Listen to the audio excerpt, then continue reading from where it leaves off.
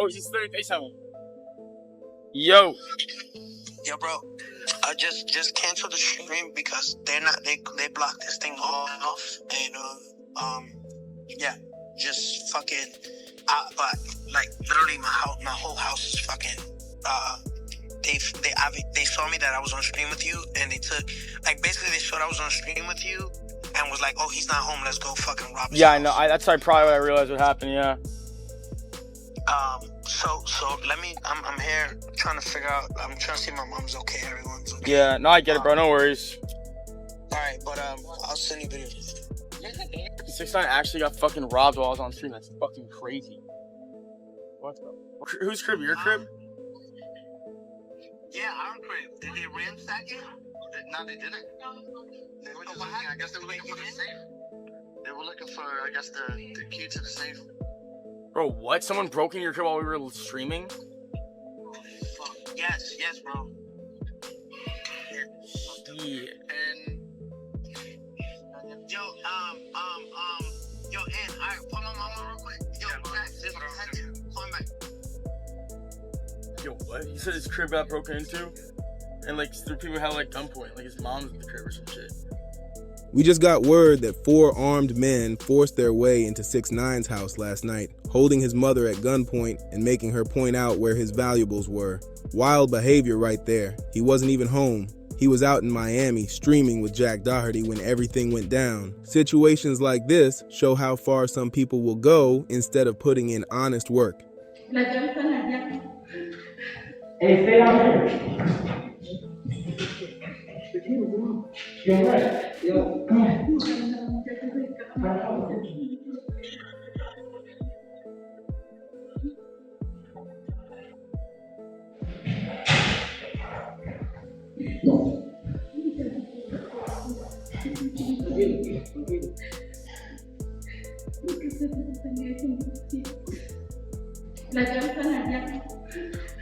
Hey, stay out here. You're right. Yo, come on.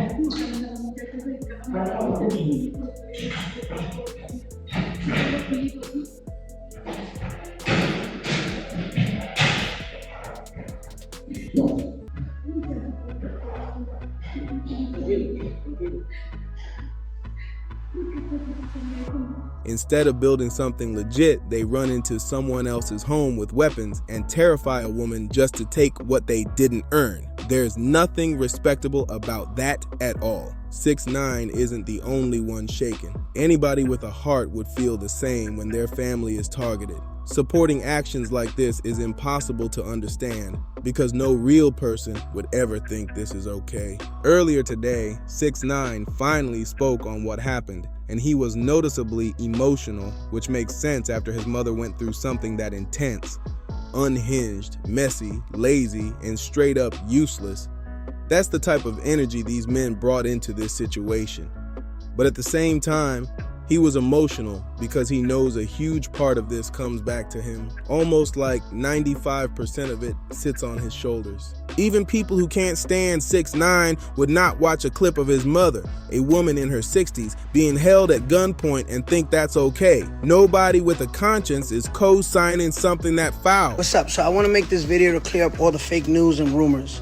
So the world knows this. It's a fact. I'm on house arrest. I've been on house arrest. I think everyone in America and everyone across the world knows that I'm on house arrest. Yesterday, they allowed me to leave for work. People, I guess, saw that I was on live stream with Jack Doherty. They took that opportunity to do some shit. Like I said, it's me, so I get it. The rules are different for me. But if it was your favorite artist, your favorite actor, and that was done, they don't get no cool points for that. My mom is 60 years old. Y'all know I'm supposed to come home. Y'all know I'm home all the time. I'm on house arrest. So y'all take the opportunity that I'm not home. Y'all see me on live stream with Jack Doherty in Miami, and y'all do that. That's shit. That's whack. Get no cool points for that. I don't think nobody respects that shit. But here's where 6ix9ine played himself into danger. Before this robbery even happened, he kept filming streams inside his house, showing the layout, doing house tours, and recording interviews right in his living room. Adam pulled up for an interview, Trap Laura Ross pulled up, Vlad pulled up. He opened the door to everybody. He was moving like a regular civilian, not someone who dealt with major cases, major drama, and people who still hold grudges. And on top of revealing his location way too often, he kept showing stacks of cash just sitting around his home like it was nothing. From what it looked like, there had to be around $150,000 sitting on the bottom shelf of that closet easy. So he's showing people the house, showing the cash, showing everything. And that only made the situation even worse. Come for the blind date. Okay. Oh. The cash? No. Oh, sorry. How much cash is that? Well, it's fake. On top of that, 6ix9ine kept bragging that he had zero security at home, which is basically like inviting trouble without saying it out loud. What did he think was going to happen when he said that publicly? What was the benefit in telling the world he had no protection? Did he expect fans to show up at the courthouse and beg a judge to give him armed security? Look up the system is. Let's go. Look this up. They say 6ix9ine can't have armed guards. You can't have guns around you. Really? Okay. Didn't know that. Look it up. We appealed it in the appeals court. 3 higher judges said, how are you going to blast this kid's cooperation and then take his guns away? Overturned the court's ruling. So you could have armed security. Gave me guns back. Right. Right? And we're in Florida, so you could have a carry permit pretty easily. Now watch this. March 12th, 2025. I get raided. They find a gun in here, right? It's concealed. It's permitted, right, by my brother. The Wait, judge. it's concealed? I don't understand that part. It's licensed. He has a license. Okay, carry. yeah, your brother's gun. Yeah. Right, got it. My brother gives, there's a property. He gives the document. Right. This is mine. My brother has nothing to do with it. The judge rules April 21st. I'm stripping his gun license. Wait. Whoa. Whoa. Okay. Right? That's crazy. Why am I paying a security, right? This guy's armed in the mall. I'm no longer able to have licensed security. You understand me now? I feel you. I feel you, right? You're in a catch. You're in a catch 22. I could put my glasses on. Damn if you do. Can I Damn if put you my don't. glasses back on? Go for it. That interview might have pulled numbers, but that doesn't mean the audience is marching into court on his behalf. The formula here is simple. It's not rocket science. He's a polarizing figure who openly clashed with people. He's known for calling out the wrong crowds, and he keeps valuable things inside his home. All of that together creates the exact type of situation he ended up in. He showed the whole world exactly where he lives, then announced he had no armed security and no way to legally protect himself. That's wild. He even said he couldn't keep any weapons in the house because of his legal paperwork, and if he did, he'd be facing serious time, which he clearly doesn't want. So now, every dangerous person watching knows, here's the location, there's no guns, and even the security you might see has no weapons either. And on top of that, he doesn't even keep security with him full time. It's literally just him in that house. And then he sits back asking, how did this happen? It happened because he talked way too much. He went into those interviews and revealed way more than he should have ever said. But the wildest part, even with everything he knows about his situation, he still goes online, starting problems, picking fights, and provoking people who are involved in the street world. That's the part that makes no sense. If he knows he can't carry anything for protection, if he knows he can't have armed guards, if he knows he can't move how he wants or defend himself fully, the last thing he should be doing is starting beef with anybody. The last thing he should be doing is getting online and disrespecting artists or stirring up street tension. That should be the very last move on his list. If it were me, I'd be quiet as a church mouse, trying to settle every issue I ever had, no question about it. But that's not how things played out, and now it looks like 6ix9ine is finally trying to take that same peaceful route. He's suddenly pushing this, let's all be cool, let's spread positivity vibe, but it's coming way too late. After everything that just happened, he announced he's dropping a Christian song, which is wild because Young Thug once joked that if you cooperate, you might as well start making Christian music. And now 6ix9ine is actually doing it after this incident. He's starting to understand that all the chaos and drama he created wasn't worth it.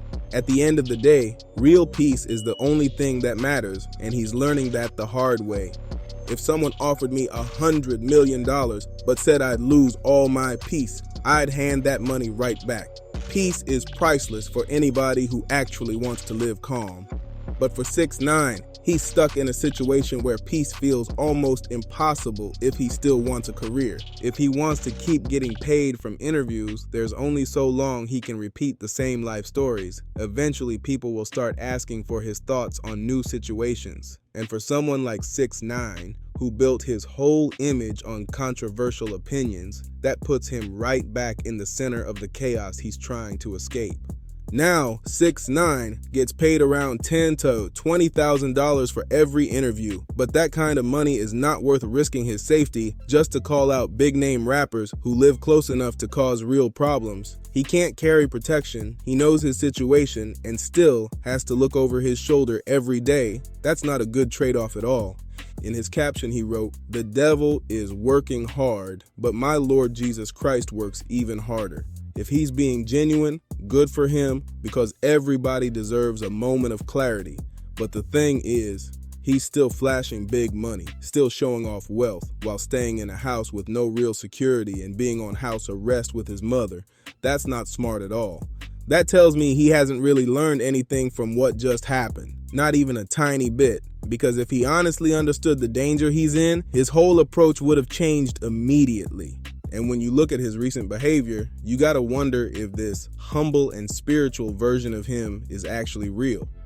Just a couple weeks ago, he was online provoking the Latin Kings, saying he was ready to get back at them even if it meant serious time. And everybody knows the only thing that brings life sentences is taking things to an extreme level. So what is he even suggesting when he talks like that? Because those kinds of statements don't match the peaceful energy he's suddenly trying to show now. After everything that went down, you can see 6ix9ine trying hard to switch his whole image up, but his past keeps pulling him right back into the chaos.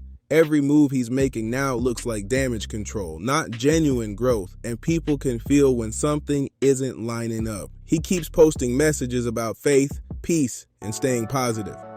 But the internet doesn't forget the years he spent calling people out, starting drama, and putting himself in dangerous positions. When you build a whole brand off chaos, the moment you try to calm down, the world starts questioning if it's real or just another storyline. And right now, the streets, the fans, even the industry are looking at him like, is he really changing? Or is this just because things got too close to his front door?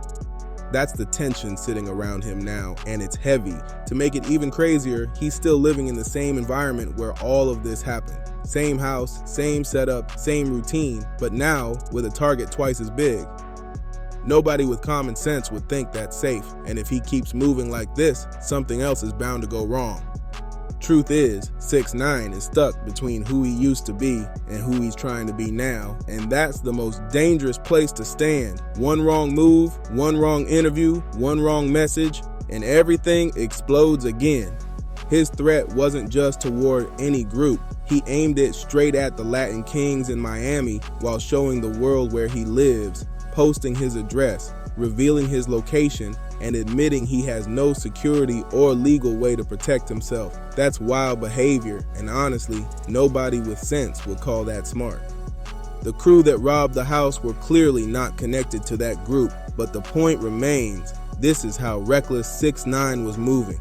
He kept stirring things up with people who do not play while knowing he couldn't be around weapons, couldn't have proper protection, and couldn't even let security carry anything. At that point, if the guards can't defend you, they're just extra people in danger too. So now you gotta ask yourself, did those interviews, those flexes, those house tours, all that location dropping energy play a role in what happened? Because the timing and the setup look way too messy to ignore.